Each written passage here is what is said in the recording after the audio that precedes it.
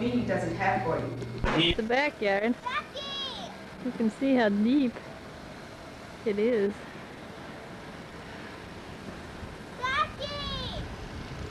Doesn't quite know what to make of this. He's not sure he can walk or not. He's not sure he wants. He was so excited. I could hardly get him to wait to get his snow clothes on. Now that he's out in this, he's kind of been speechless. He's not sure what to do now.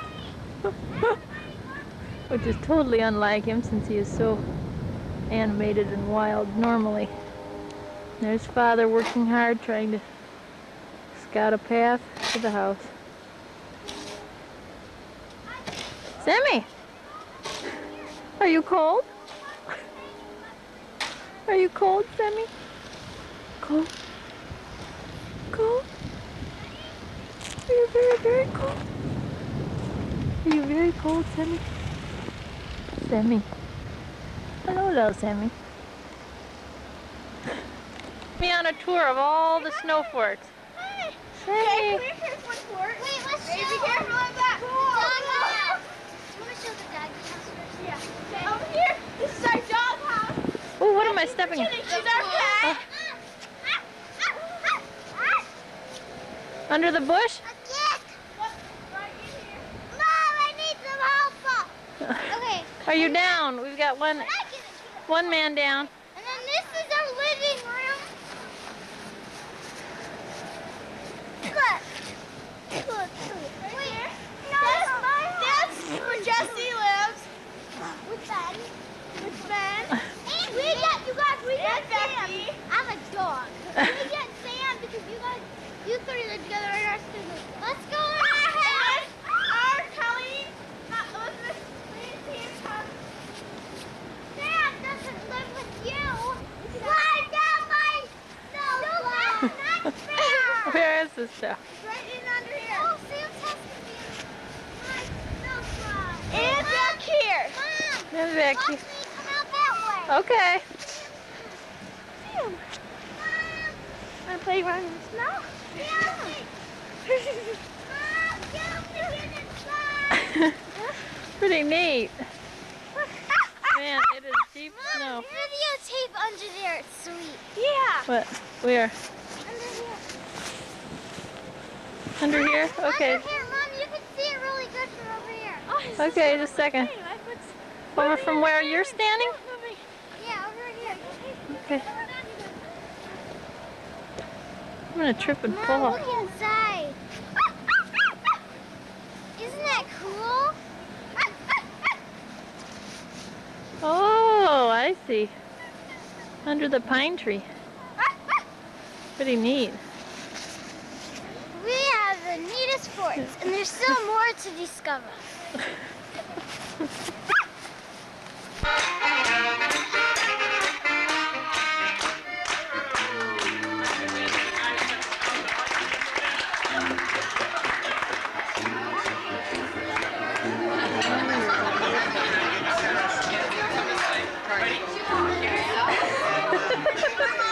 And here we are. And tell me where we are.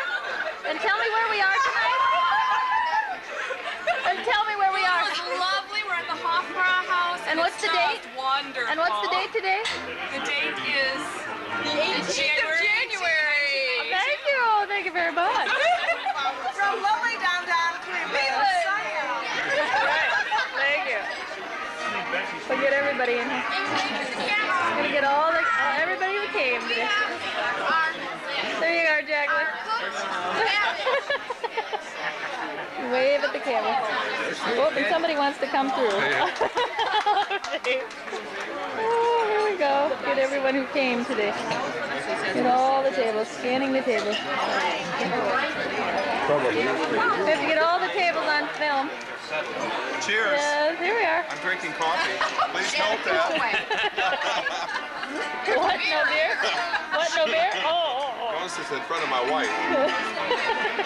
He's telling us.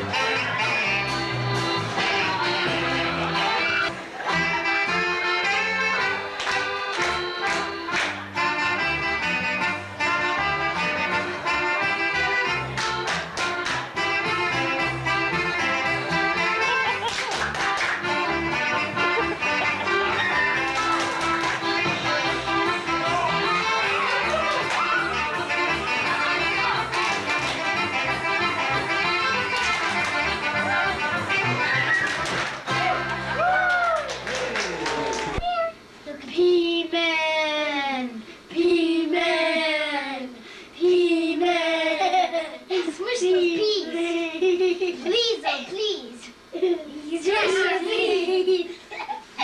Please. Show, ready, go. Here we are. All together as we sing our song. Joyfully. Here we are. All together as we pray. We'll always be. Okay, now we have another presentation. I don't know.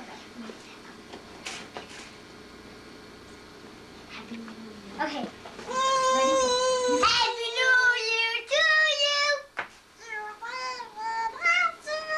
You smell like a monkey, and you look like one too. You like it? Is that wild? Okay, let's start. Let's do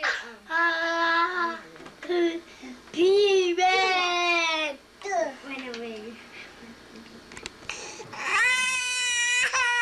No, you can't hold the camera.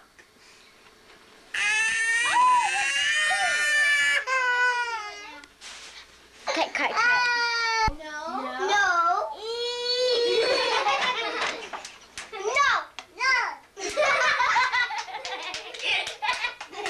Say no. No. Say eat. Say ba.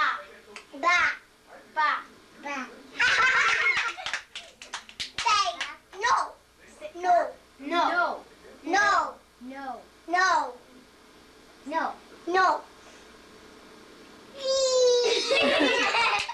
eat. No.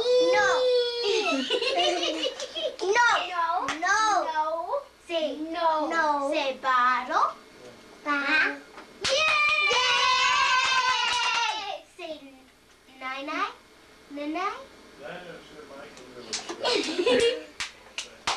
Get him to be surprised, like, oh.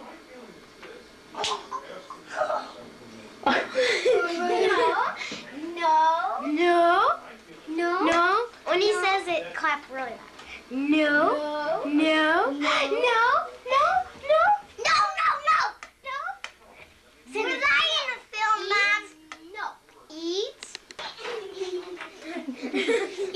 Get him, get the Sammy, get him. Get that Sammy. Okay, clear out. The Star is Born. Do peekaboo. No, Sammy, no. Get him to do peekaboo. Oh, Sammy, no slapping, no.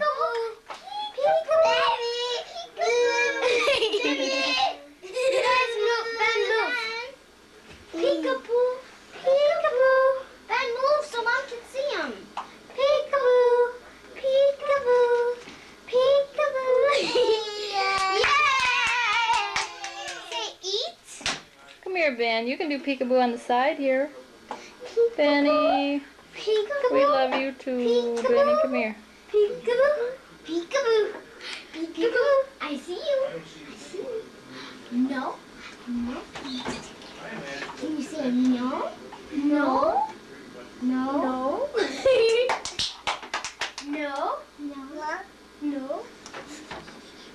Say mommy.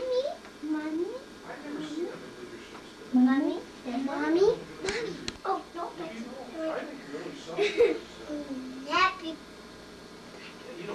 Happy New Year to you.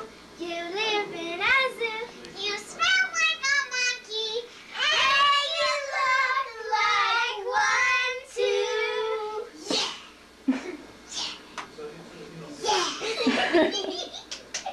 Let's do it again.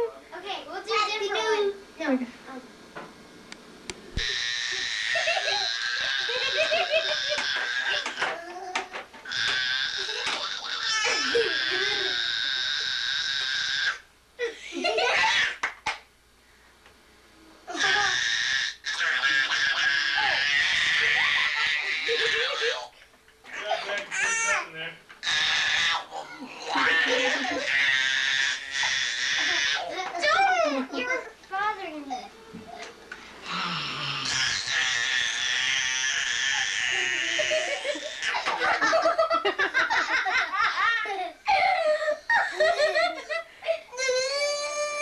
show me how you lift your skin.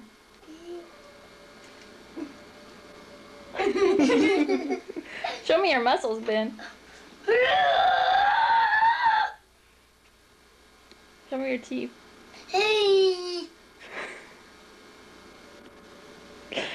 Ben, you're too much. Showing me my wiener? No. No, Ben. Thanks.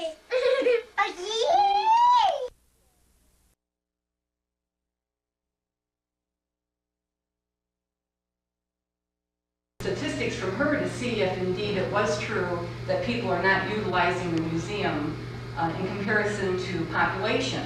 She shared with me that in Lucas County, Wood County, and Fulton County, which is what they consider their area, we have 618,800 people. In 1989, 256,000 people visited the Art Museum. And in 1990, 400,000 visited the Art Museum.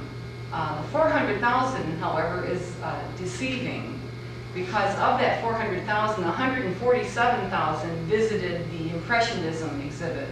So what I'd like to do with that is subtract that from the 400,000. So of the 619,000 people that we have in the area of the 3 counties, we have in 1989, 253,000 people, and in 1990, 256,000 people, or vice versa here, which comes out roughly to about a third of the community. And one other thing that she mentioned to me before I hung up was that's not totally accurate, because we're assuming that everyone that walked through the doors is from those 3 counties, and of course that's not true. So I do believe that we are not utilizing the library to the fullest extent. As I was getting ready to prepare this, I was thinking I really don't know the extent that people within this room have had. I do know, though, that there are a lot of business people in this room. And if Aberdeen and Naismith are correct in their prediction, I believe that that is an area then that we all really need to address. And so what I have done is I've passed out a little packet for you, an art museum packet. And in there, at the very beginning, you'll see there's a visitor's guide and a tour that I made up, a personal little tour.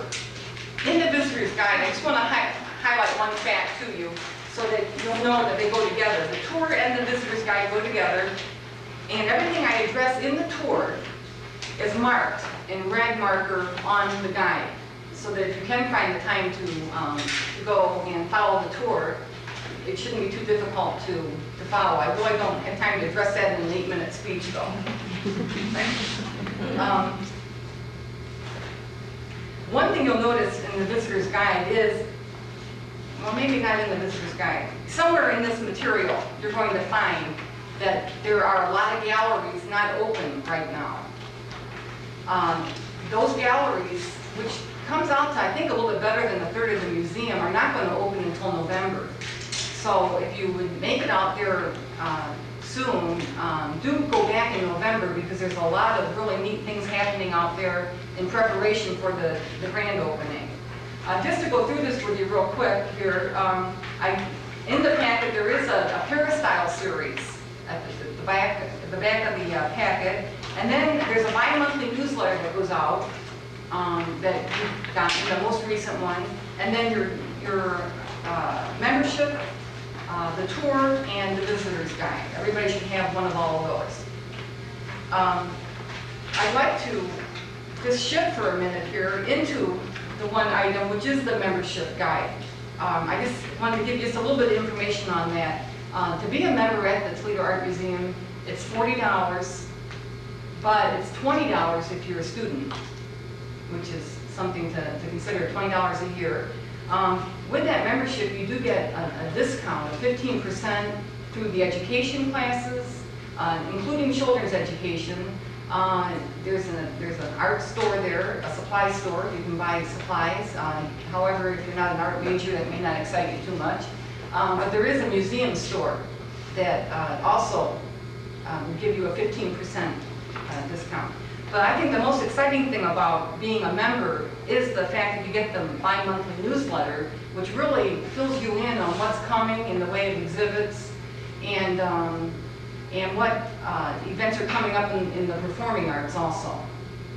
I feel that as we progress through our accelerated lifestyles, that more and more demands are being put on our leisure activities, and for that reason, we really need to examine how we are spending that leisure time. One exciting thing about the art museum is the fact that it's never static, not only in their exhibits, but in the way they display the exhibits. And one thing I'd like to assure you of is when you go to the museum, if you do decide to take the tour, any way that you experience the work that you see there is the right way. In other words, you're in a win-win situation. And I hope that you do get a chance to go and that you enjoy your afternoon at the museum. Thank you. San Francisco, 1,100 meals a day, 35 and 65 days a year are prepared for people afflicted with AIDS. Around the world, 170 million trees are planted. Premature infants in a Denver hospital are being nurtured. These are all very different activities, but they all have something in common. They all succeed because of a segment of population called volunteers.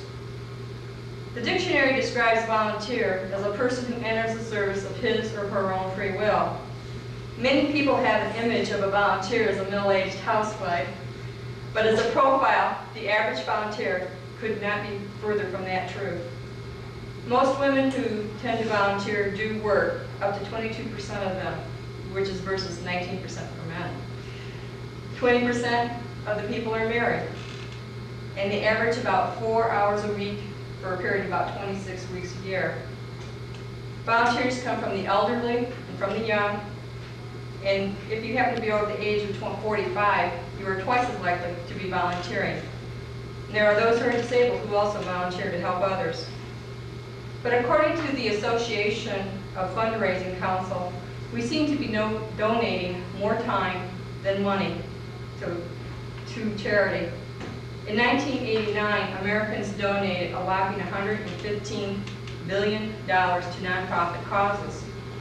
Meanwhile, the Bureau of Statistics is telling us that only 20% of American adults are currently volunteering time. And this is down by 5% over last year. But why the concern if we give money? If the average volunteer offers 5 hours a week, it totals up to be about 19.5 billion hours, and that roughly translates to 10 million full-time employees. So that's a lot of work being done. And just by putting up money, you're not necessarily going to get the problem solved. And it just might not work. The problem is that many people are still doing without basic needs that we seem to take for granted. The Reagan administration didn't create poverty, but he did a good job in ignoring it. And unfortunately, the Bush administration seems to be going along with it. And the irony of it is that, I don't know how many people remember his 1,000 Points of Light speech that he did. It was pretty patriotic and really gung-ho. And in it, he stated that volunteers are critical to succeeding and helping social problems. Unfortunately, his administration is doing their darnest to cut volunteer organizations. So how are we going to encourage others to take a larger role in helping through volunteering? Well, the Bush administration is expecting volunteer groups to do more work while they do the cutting. There's less maintenance and a weakening of tax incentives. And there also is a lack of support for current programs which happen to be doing very well. What we in this classroom need to do is utilize our individual talents and skills and interests to help our communities meet needs, solve problems, and in general, just help out others. Many people may think this is a very difficult task, but I don't think so. If others have chosen not to exercise their volunteer spirit, we would not have the March of Dimes, which is being celebrated this week. It was started by Hugh McGlennon about 30 years ago. And would there be a Habitat for Humanity if not for volunteers? What about the Red Cross and